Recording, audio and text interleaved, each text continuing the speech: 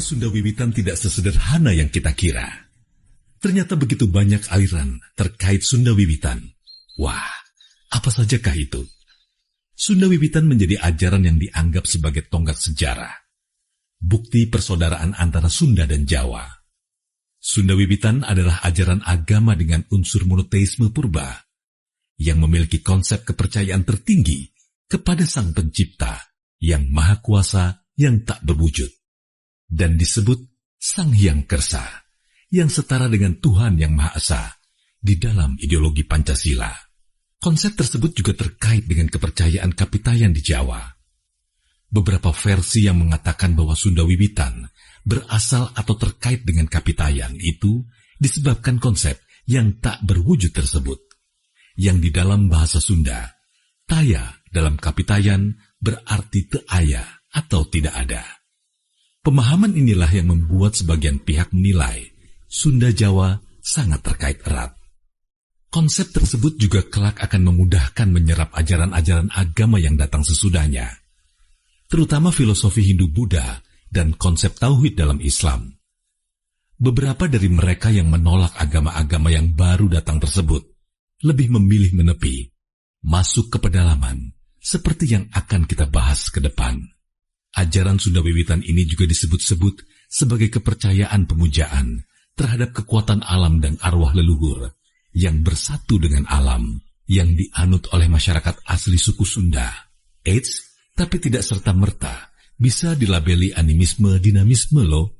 Seperti disampaikan di awal, Sunda Wiwitan justru monoteistik, dilengkapi dengan filosofi dan sistem kepercayaan bersifat sosial kebudayaan. Seperti yang akan kita bahas ke depan. Penganut ajaran ini ditemukan di beberapa desa di Provinsi Banten dan Jawa Barat. Seperti orang Kanekes di Kabupaten Lebak, Banten, dan bagian kecil orang Cipta Gelar di Kabupaten Sukabumi, Jawa Barat. Serba-serbi Sunda Wiwitan. Ajaran Sunda Wiwitan terkandung dalam kitab Sang Hyang Siksa Kandang Karesian, sebuah kitab yang berasal dari zaman Kerajaan Sunda, yang berisi ajaran keagamaan dan tuntunan moral, aturan dan pelajaran budi pekerti. Kitab ini disebut Kropak 630 oleh Perpustakaan Nasional Indonesia.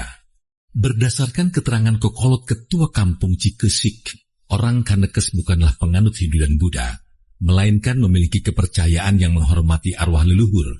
Hanya dalam perkembangannya, kepercayaan orang Kanekes ini telah dimasuki oleh unsur-unsur ajaran Hindu dan sampai pada Islam. Dalam cerita para hyangan, kepercayaan ini disebut sebagai ajaran jati Sunda. Sistem kepercayaan. Kekuasaan tertinggi berada pada Sang Hyang Kersa yang Maha Kuasa, atau Nu Ngersaakeun yang menghendaki. Dia juga disebut sebagai Batara Tunggal, Tuhan yang Maha Esa, Batara Jagat, penguasa alam, dan Batara Seda Niskala yang gaib. Dia bersemayam di Buana Nyungcung. Semua dewa dalam konsep Hindu, Brahma, Wisnu, Shiva, Indra, Yama, dan lain-lain, tunduk kepada Batara Seda Niskala. Ada 3 macam alam dalam kepercayaan Sunda Wiwitan, seperti disebutkan dalam pantun mengenai mitologi orang Kanekes. Buana Nyungcung, tempat bersemayam Sang Hyang Kersa, yang letaknya paling atas. Buana Panca Tengah, tempat berdiam manusia di makhluk lainnya, letaknya di tengah. Buana Larang, neraka, letaknya paling bawah. Antara Buana Nyungcung dan Buana Panca Tengah, terdapat 18 lapis alam yang tersusun dari atas ke bawah. Lapisan teratas bernama Bumi Suci Alam Padang, atau menurut Kropak 630, bernama Alam Kahyang atau Mandala Hyang. Lapisan alam kedua tertinggi itu merupakan alam tempat tinggal Nyi Pohaci Sang Hyang Asri dan Sunan Ambu. Sang Hyang Kersa menurunkan 7 batara di Sasaka Pusaka Buana. Salah satu dari 7 batara itu adalah Batara Cikal, paling tua yang dianggap sebagai leluhur orang Kanekes. Keturunan lainnya merupakan batara-batara yang memerintah di berbagai wilayah lainnya di tanah Sunda. Pengertian menurunkan batara ini bukan melahirkan, tapi mengadakan atau menciptakan.